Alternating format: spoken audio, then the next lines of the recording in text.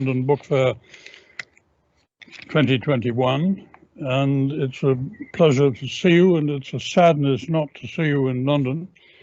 On the other hand, here we are, capable of having a conversation from distant parts of Europe. And about the award, I think it's necessary to say this before we begin. It is the first year in which the two awards for what we call the Rights Professional and the Literary Agents Award, formerly an entirely separate award, have been merged. So you are, in effect, to be doubly congratulated. You're the first of a new generation of award winners. So the whole book fair salutes you, and are very happy to find you here in this prize-winning state. Can I begin by asking you to describe your overall role at the publisher Zokamp and where the selling of translation rights is placed in this picture? Hello, Christopher. Let me first thank you and thank the London Book Fair for this wonderful award. I am very honored, needless to say, and very excited to be awarded by such a wonderful institution, and especially if this is a newly merged category, I feel very privileged. I am director for rights, contracts, and intellectual property at Zokamp. So what I do together with my team, because it's 9 of us in the department, it covers all 3 aspects of the rights trading. Like, we check, review, and partly also negotiate from scratch the acquisitions. We prepare the contracts. We prepare the contracts for signature. I am co-signing with our publisher, and we follow them up administratively. And then we have the whole area of what my predecessor Petra Hart, who many of you might know, has called the protecting rights part, which is the regularly checking if contracts are about to terminate, and under which conditions we want to extend them, or if we do need to bring out a new print run or a new edition of a work with a valid contract in order to keep the rights, things like that. And that's a big part of our daily work, besides the acquisitions and the contracts handling. And then there's the rights part, the selling part, which covers everything from first serial to audiobook to, well, second serial, anthology, and so on, like smaller rights, bigger rights, and as a cherry on top, the translation rights. So that's the third part. And I'd say the 3 parts are equally distributed. So it's 1/3, 1/3, 1/3. Well, it's a huge role, and you have considering that Zokamp is roughly 70 years old, you have a vast archive to take care of. And I suppose, and we can talk about this later, that the control and watching over all of that archive will become, in a digital age, marginally simpler. You will be reminded by a small bell at 4 o'clock in the morning to say that your rights in Mongolia are running out for such and such a deal. So when you wake up in the morning, you will know that's where you have to go to sort that out. But it's a very, very impressive archive that you have, and you are, in spite of the 70 years that your publishing house has been alive and flourishing in Germany, throughout the world, only the third director of rights at Surkamp, and it was my privilege to meet and work with both of your internationally famous predecessors. Very, very powerful ladies they were. All right, you say that the selling of translation rights is in some ways the most pleasurable part of your role. Can we ask you, since we are not at the London Book Fair, which we might have been for this conversation, how does the London Book Fair, the Frankfurt Book Fair, all the other book fairs to which you go every year, how big a part in the creation of new business, the finding of new publishers for all of your authors, what part does the book fair as a whole play in that work? Well, book fairs are essential for what we do. I mean, I can, as you say, in the digitalized time, I can do many things remotely. I can do many things in a mechanical, pre-organized way. I have my reports. I know when contracts are going to expire. My editorial colleagues do get submissions and they can tell me what they want to acquire, and then we talk it over and they receive the contracts. I check them. It's all working well, but what is completely missing, and that's essential for the selling part of my job, is the creativity, the unexpected that sparks out of a talk. You might not even have scheduled. So maybe it's not the appointment itself, but it's the cocktail you attend afterwards. It's the dinner you go to and you find yourself sitting beside someone you didn't know yet. And then you start talking and you find interesting projects. And the one book you have had 4 years ago on your list, but you still have very vividly present and want to talk about comes up. And then that might be the deal for the book, made at a dinner in Frankfurt or London or wherever. And I think it's the meeting and the non-organized, non-scheduled part of book fairs that is really bringing on the creativity and the sparkling we need to do the rights selling efficiently in the end. Okay, so every book fair at Frankfurt, for example, or in London, you probably have arranged long in advance 60 meetings, something like that. You have colleagues who have 30, 40, 50 as well. And then all of a sudden, one of your authors wins the Nobel Prize. And your schedule goes out of the window because you have 25 more people at your stand every morning saying, well, we would very much like to publish in Poland all the books of your Nobel Prize winner that we had somehow neglected to publish. And you had, the last time you had a Nobel Prize winner, I think you said that you had 60 contracts derived from the award of the Nobel Prize. No, it was much more, but it was 60 languages we had in the end altogether. Contracts, those were many more contracts. I think it was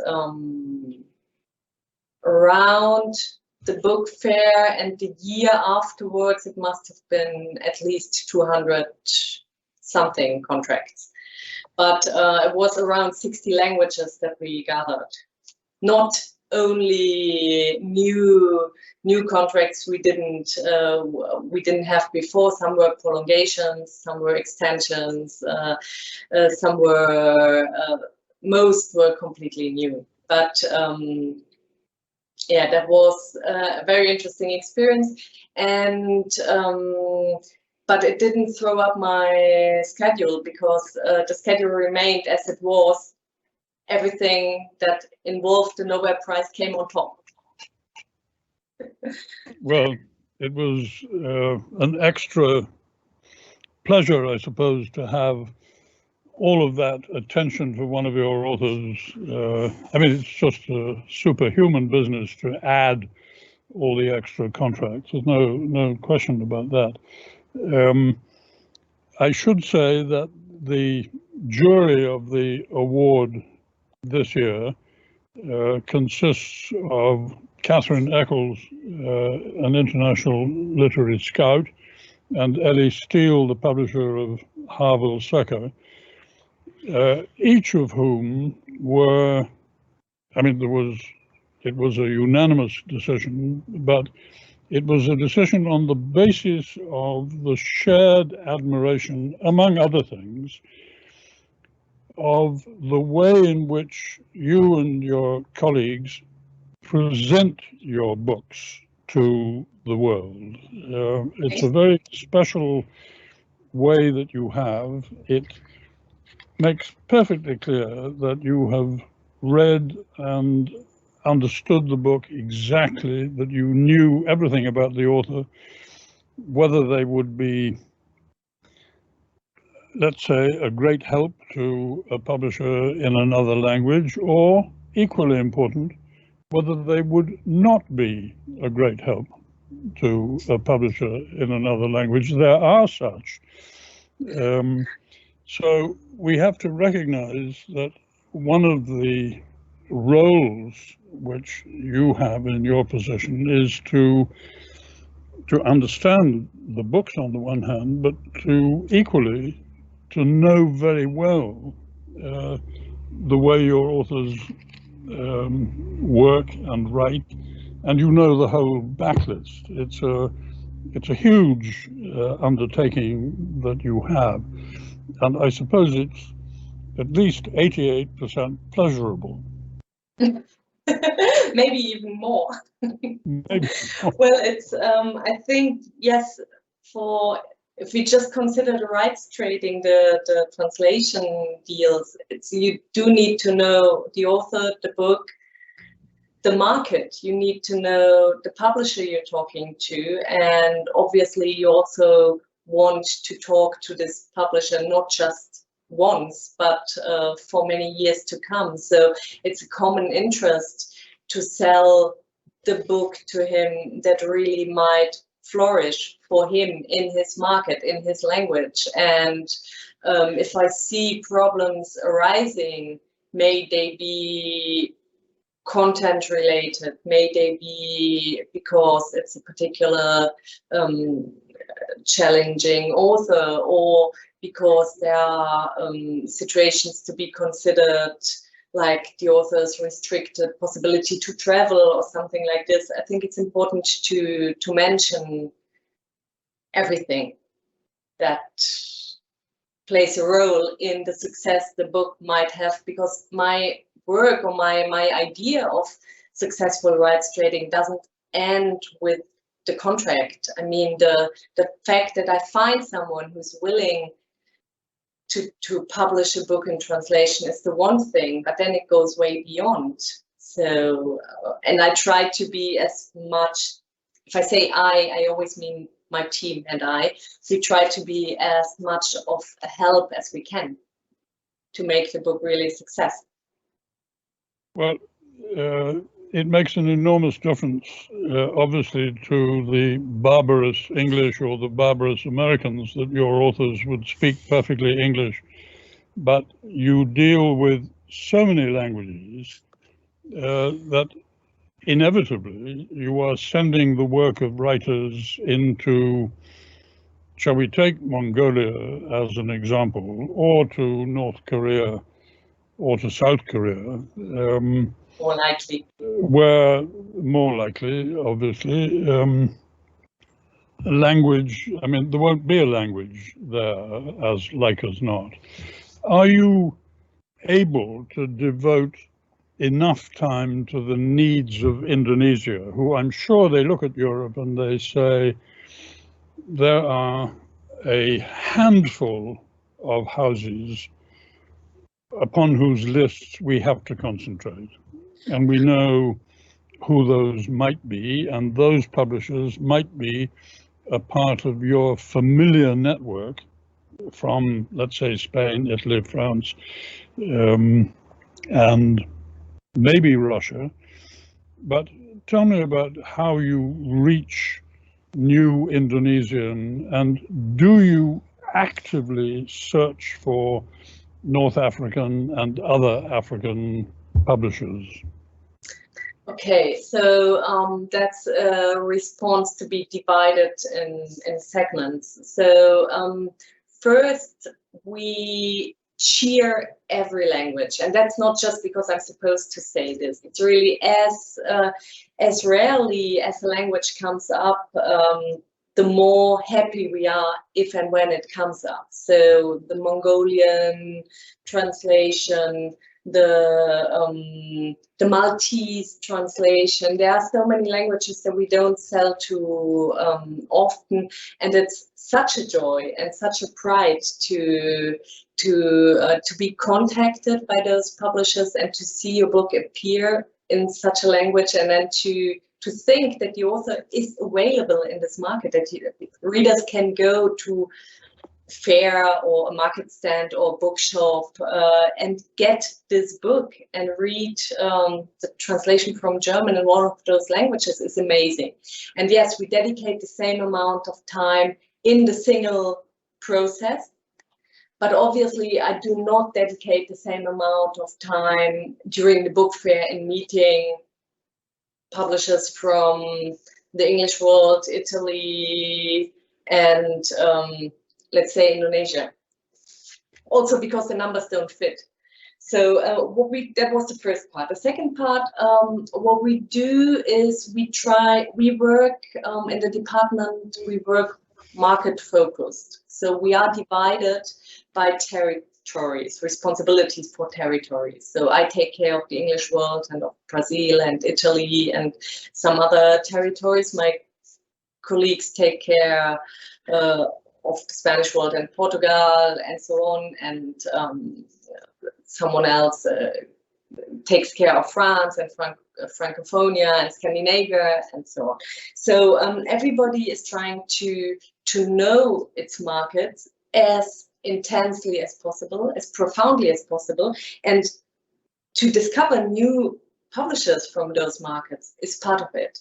So you try to travel as often as you can to those countries, to get any invitation that you can get to go there, to use any networking event you can reasonably attend to get to know. And then it's the translators who play a very important role to connecting us to publishers from those smaller languages we don't know yet. Does this? That's a very helpful answer, but again,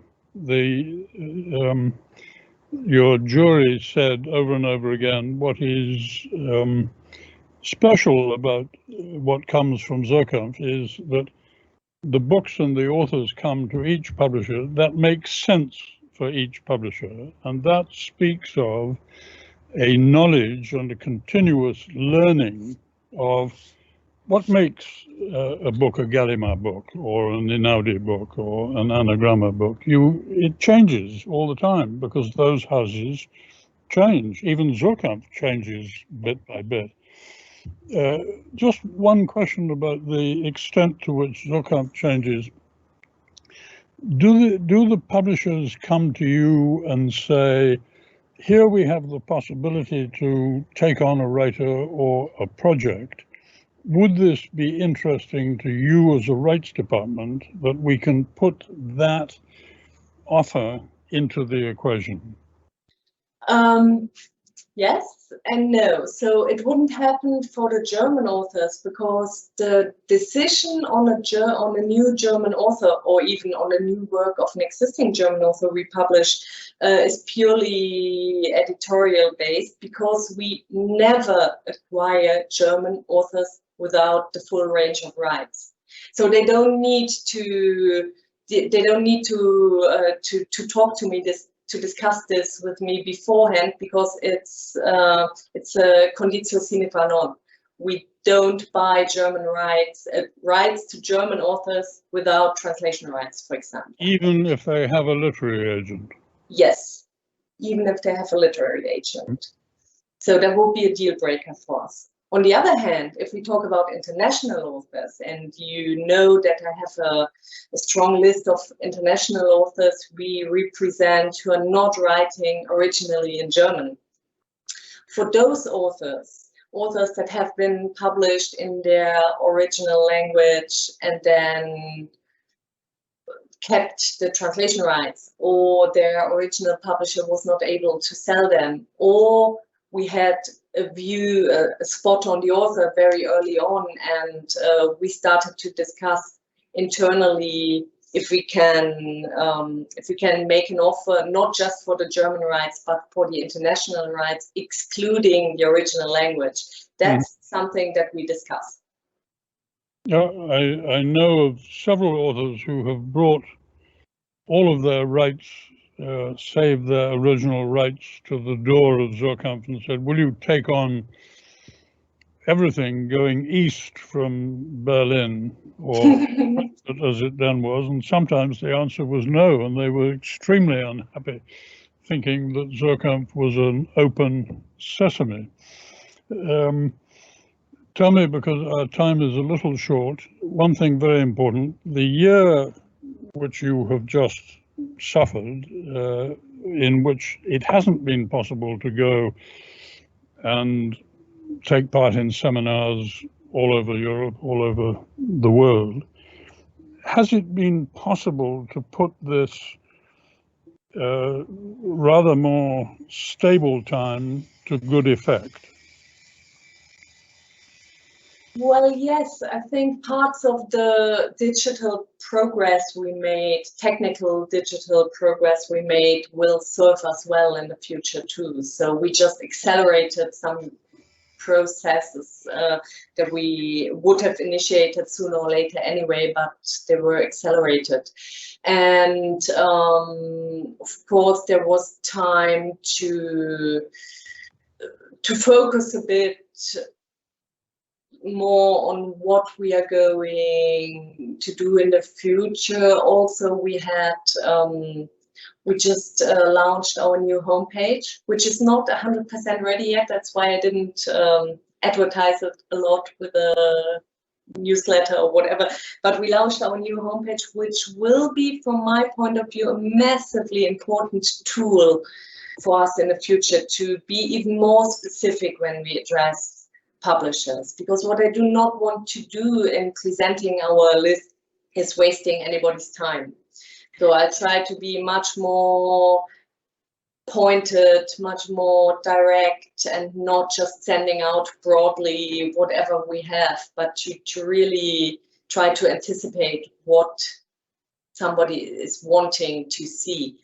And these are things, considerations, processes that have made possible by the last year, because there was the time we didn't dedicate to traveling and to book fairs could be invested in these things. But on the other hand, I crave traveling and I crave book fairs, and we do need to get back to talk about the books and the authors and not just the mechanics around it. Well, and you need to meet all the other people, hear about their books, and just spend time with these people who are your world. Just one question which we haven't addressed before is: does the Goethe Institute work closely with you with them? Absolutely. The Goethe Institute is really fundamental. The support of the Goethe Institute in our work is fundamental. So it's both for the translation funding, because many translations that we how do you say, that we make happen wouldn't happen without the support into the translation costs. And but it's not just that, it's again the seminars, the invitations, travelings, connecting people. The Goethe Institute is doing a tremendous job worldwide. I'm a big fan of them. And yes, they should be funded much more so that they can do even more. But well, it's not my responsibility nor my business, but I think they are incredibly important and helpful. Well, one day, maybe your responsibility, who knows? I don't think so. No, but it happened before. One of your publishers, Arnulf Conradi, went on to do great cultural things, as you remember. Well, maybe you don't remember, but that's how it was. No, I do. So, thank you very, very much for your precious time. We wish you huge success hereafter, and even a summer holiday, if you were free to leave Germany, even a very successful European football competition, who can say? Thank you. And for all this time, thank you. Thank you so much, Christopher. Thank you so much for everything, and I'm deeply honored, really. It's not just saying so. I'm very happy. Thank you. Thank you. Bye. Bye-bye. Now, maybe our colleague will come back.